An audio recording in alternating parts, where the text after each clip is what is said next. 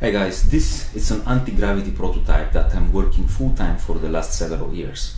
And there is one part inside that I cannot figure it out alone. And I need some bright people, some smart people to help me if it's possible and complete finally this kind of project.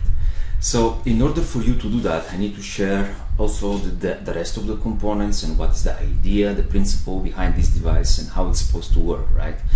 And I'd like to start with the shell.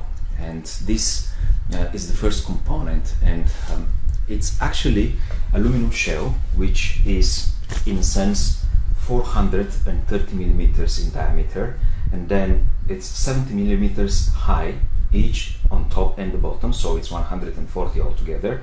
And the thickness of this shell is 1.5 millimeters. Although if you make it thicker, like 2 or 3 or even 4 millimeters, I believe that is going to be much better because higher amount of eddy currents will be induced inside. Now, this shell, you cannot do it manually at home, but it needs to be with metal spinning technique, which is in a sense a huge lathe rotating in high speed sheet of metal, and then in that way you can achieve perfect concentricity, as you can see here, and the fields can be dispersed very symmetrically in this device.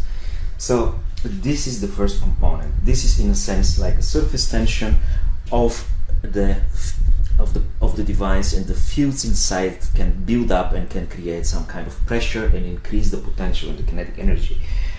But another thing I would like to share with you regarding this shell, it's very also important because this prototype is given to us from an extraterrestrial information sources. They also explain that in the future, eventually, we need to create this kind of alloy out of different composition. And they give us also the composition, which is 62.2% magnesium, it's 8.5% aluminum, it's 9% copper, and 12% nickel. All of this, it's in a spherical powder form. Also, a silicon, which is semiconductor or semi-metal, it needs to be in the powder form, and a 3.8% argon. So the way this composition is made is we need to have a chamber within which we can melt the silicon into the liquid form in a high temperature, and in this chamber needs to be argon gas present. Argon gas, it's a noble gas for those of you who don't know. It's much heavier than oxygen, and it will displace the oxygen out of that chamber.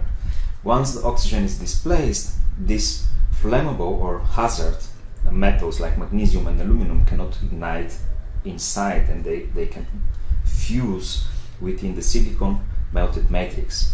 So once the silicon is melted, then we introduce these 4 metals in the powder form inside the argon atmosphere, and the argon will be infused directly inside automatically. 3.8% will be infused inside, and then we leave this thing to cool, and then we can shape it with metal spinning and with other techniques. But the idea is that we're going to have a very hard and durable alloy, which is going to be very lightweight but at the same time conductive. So in the next video I'm going to share what is inside, and go for each video we're going to share one component at a time, and in order to introduce it, and so you can get familiar and know how this thing is built up.